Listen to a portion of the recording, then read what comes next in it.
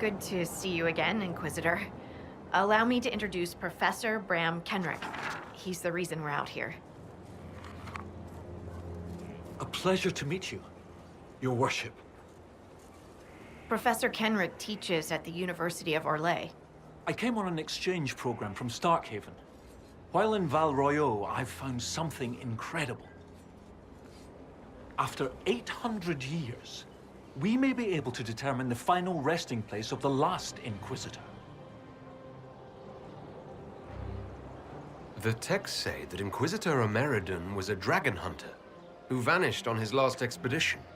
Yes, precisely. I see you've read Lautrec's Precursors to the Chantry.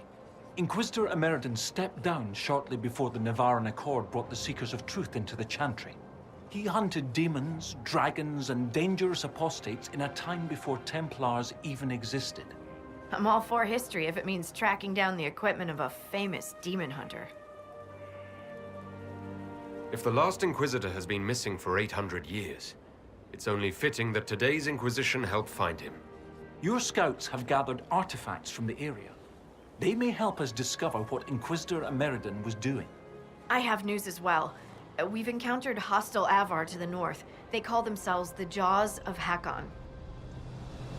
There's also an Avar hold to the east. Unlike the Jaws of Hakon, they've been friendly so far. The Jaws of Hakon? They're hostile Avar who attack any Inquisition agents or researchers who get close.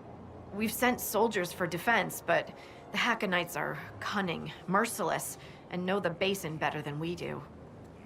I'm afraid our men will not be able to hold out long.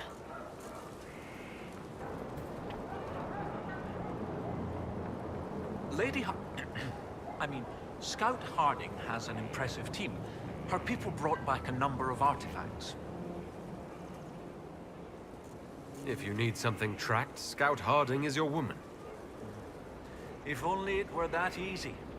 After 800 years, we can't just look for tracks. Barring enchantment, cloth and leather will have long since rotted away. Only metal and stone remain recognizable. Complicating this are recent pieces the Avar left behind, and of course ancient pieces dating back to Tevinter.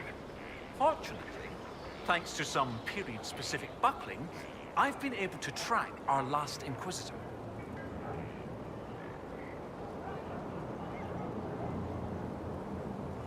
You said there were pieces dating back to Tevinter?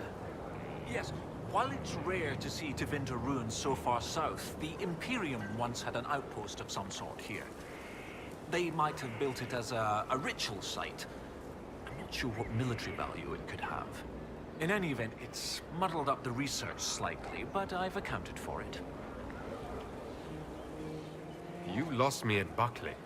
You'd think that a buckle was a buckle. But ever since people started belting on weapons, they've been adding bits. One piece here has a dragon engraving. With the alloys of the metals used, it's clearly Tevinter. While this one uses a clasp that wasn't invented until the dawn of the Orlesian Empire. And when it comes to historical research, you might say we have to buckle down.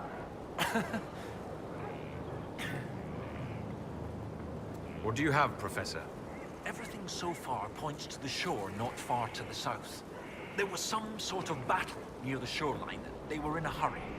The scouts reported an island near an Avar fishing camp, but the Avar won't say much about it.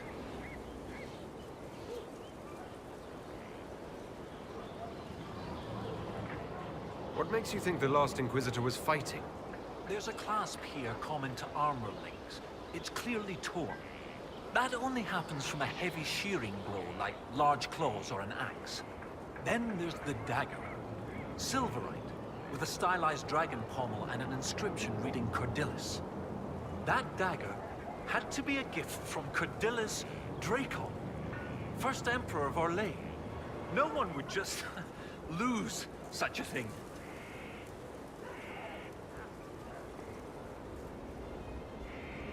What can you tell me about the Avar fishing camp? Not much.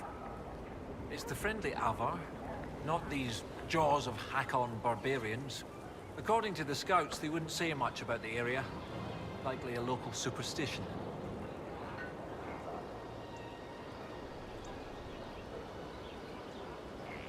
I'll find a way to that island and see if there's anything useful there. Excellent. I'll continue to study what's been found. With luck, we'll both find some answers. Also, one of my research assistants, Colette, was investigating an old structure to the north. I'm not certain it's related to our investigation, but it couldn't hurt to check with her.